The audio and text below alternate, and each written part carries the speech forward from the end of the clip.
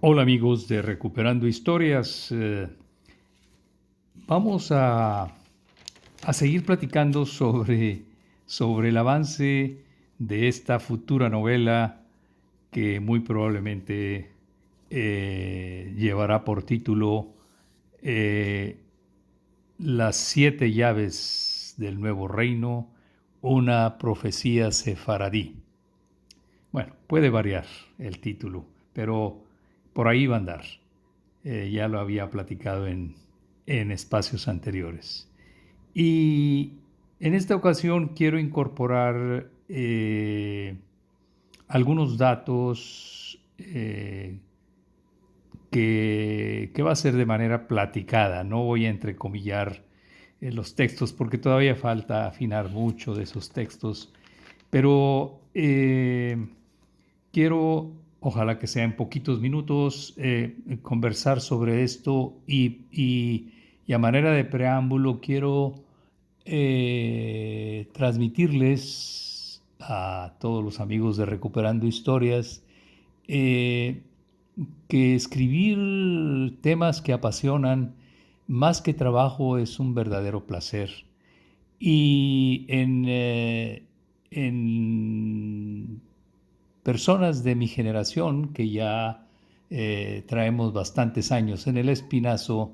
y en mi calidad de mexicano y en mi calidad de fronterizo con la frontera en la desembocadura del río Bravo con Texas, pues tiene una parte particular. ¿Y por qué es tan apasionante para mí escribir sobre el tema sefaradí? Bueno, la historia de México, y voy a ser repetitivo tal vez, la historia de México en su conjunto y en particular de la frontera México-norteamericana y más en particular de la frontera tamaulipeca-tejana, tiene aspectos históricos que nos han venido eh, definiendo sociológicamente con características y rasgos que no se repiten en otros territorios nacionales o mexicanos, como también los pueden tener los de la frontera en el Suchiate, allá en Guatemala, como los pueden tener los sonorenses o los chihuahuenses en su espacio fronterizo, como los pueden tener los alegres veracruzanos que, que recibieron por siglos todas las flotas venidas de Europa, cómo los pueden tener los acapulqueños que veían partir hacia Asia y llegar de Oriente todas esas naos que finalmente estimulaban el comercio entre las Filipinas y España en la época colonial,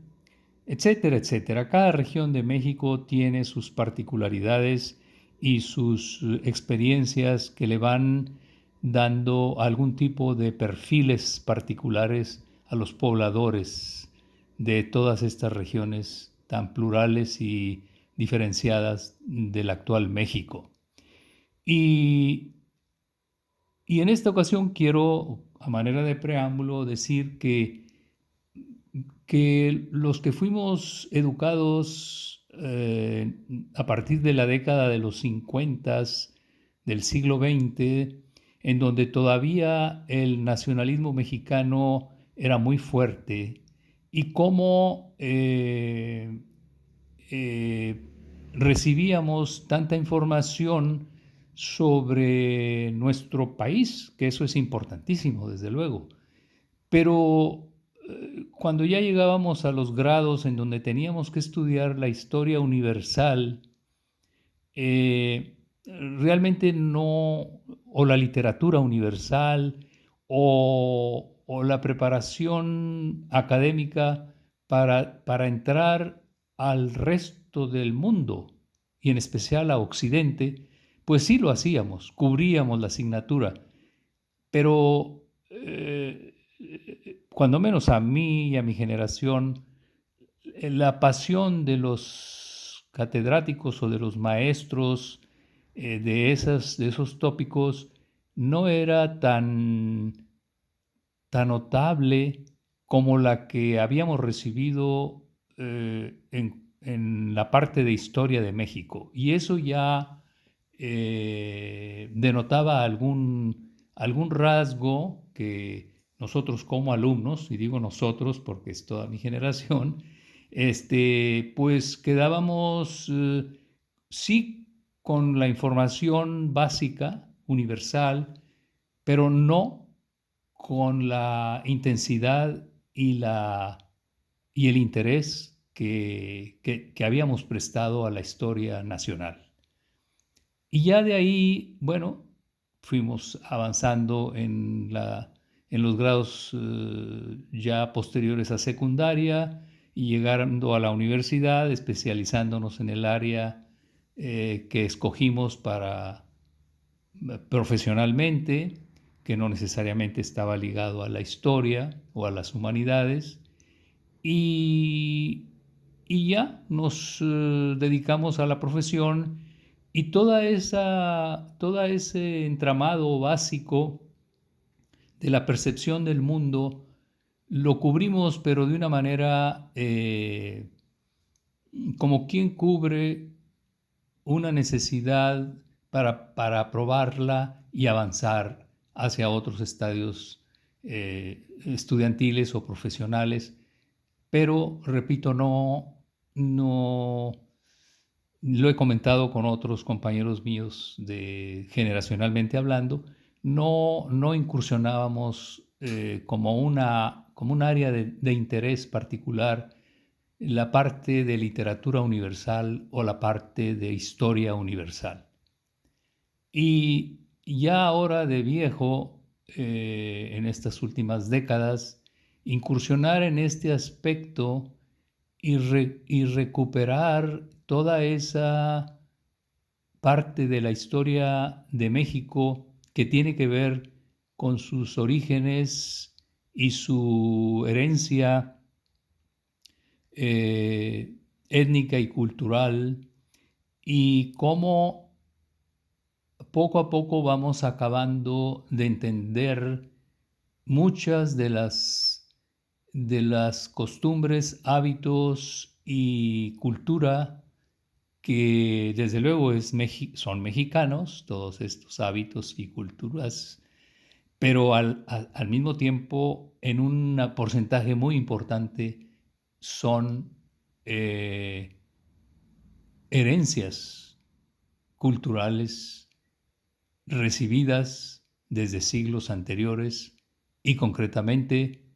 tanto de los pueblos nativos del país como de los pueblos que llegaron de Europa. Esa, ese dato que ya lo teníamos de manera general, cuando entramos en aspectos específicos, no deja de asombrarnos, al menos a mí. Y esta novela que he ido hilando poco a poco, eh, por eso es un placer para mí, porque voy armando un rompecabezas que quedó inconcluso, o cuando menos quedó armado no en su totalidad, pero sin las piezas que le dan realmente forma y color mixto y, y, que y que podamos ver el panorama completo e íntegro. Ahí, aunque reconozco que, que el nacionalismo mexicano de mi infancia y de mi juventud fue muy interesante y hasta grato para mí, pero doy gracias a Dios que puedo a estas alturas de mi vida tratar de tener el tiempo para ver ese rompecabezas completo. Y, por eso es un placer escribir este tipo de historias que desde luego están noveladas, pero que nos hacen entrar a todos esos rincones que fueron determinantes para poder explicarnos lo que somos ahorita, como cultura, como pueblo, como nación, como sociedad. Y, y bueno, para no invertir mucho tiempo, quiero decirles que en esta historia de este rincón noreste mexicano, eh, que está pegado al Golfo de México, al Río Bravo y al sureste tejano, eh, no dejo de asombrarme cuando a, cada vez que empiezo a, a descender o a incursionar siglo tras siglo tras siglo hacia atrás y salir de lo que es el territorio actual mexicano y llegar a los territorios europeos, concretamente y más básicamente a la península ibérica y a Noráfrica, por decir, pero en especial a la península ibérica y a las islas como Islas Canarias o las del Mediterráneo. Pero, y en esta ocasión quiero incluir un dato que va a ser parte esencial en la novela de las 7 llaves, eh, a un personaje que, que fue un hombre extraordinario, con una biografía y una historia increíble. Yo sé que ha habido grandes figuras en la literatura española, grandes figuras en la poesía y grandes figuras en la historia de México, pero este personaje que les voy a mencionar ahorita es un personaje que iguala y está, como decimos acá, al tú por tú con los grandes de los grandes en la historia de España, pero también en la historia de algunas de las familias que vienen a dar a la Nueva España, ahora México, y que a través de sus nietos y bisnietos vienen a dar al noreste mexicano y nos damos una idea más integral de toda esa herencia y de todas esas luchas tan profundas y tan desconocidas a la vez por la gran mayoría de los que habitamos el noreste mexicano. Siempre hemos sido una región, por algo nos llamaban el Portugalete novohispano. Fue un asombro para mí la primera vez que visité el Vaticano y cuando estaba viendo todos sus museos, estuve observando una sala llena de mapas de allá del siglo XVI o poquito antes, pero posteriores al descubrimiento de América, y cómo a este pedacito de lo que ahora es México o el sur de Texas y el noreste mexicano, nos ponían ahí en el mapa como el Portugalete novohispano. Que bueno, no quiero entrar en esos detalles, pero bueno, por algo nos decían así, en alusión al Portugalete ibérico. Pero cuando hablo de este personaje que va a ser trascendente en la novela, como quien desata un nudo y de ahí se desprende una cantidad de extensiones a esa cuerda, ¿no? Que es el desatar ese nudo hace que veamos la extensión real de esa cuerda. Pues así es el rol de este personaje y me refiero a un gran bibliotecario que fue asesor de primer nivel de Felipe II. Me refiero a Benito Arias Montano, un hombre que transcurre entre, entre el hebraísmo, la mística, la botánica, la, la edición de grandes y trascendentes libros, no solo en la península ibérica, sino en Amberes, que era, en aquel momento era parte en donde el imperio español tenía mucha influencia, y, y toda su labor que desarrolla y sus contrastes, porque era un hombre que tuvo un gran poder intelectual, desde luego, ya para cuando llegó a ser asesor específico, es decir, muy especial y particular para el monarca, y que cabe decir que Benito Arias Montano para Felipe II, de acuerdo a todas las crónicas, representaba un hombre con una gran influencia sobre el monarca, en el cual depositaba grandes responsabilidades y recibía asimismo de este personaje, el monarca recibía asesorías que tomaba muy en cuenta. Bueno, este personaje que transitó en esos espacios, en el espacio bibliotecario privilegiado del Escorial, en su carácter de asesor importantísimo para el monarca, también transitó en espacios de retiros que lo acercaban a la mística, y concretamente en el área de Huelva, en el área de Huelva, en el área esta muy cercana a Sevilla, muy cercana al puerto de Palos, de donde sale Colón. Y ese espacio de Huelva, para los que no han escuchado otros videos, y de Sevilla, fue trascendente para la historia de las primeras familias, o de algunas de las primeras familias que llegan a conquistar y a colonizar y a pacificar el nuevo Reino de León,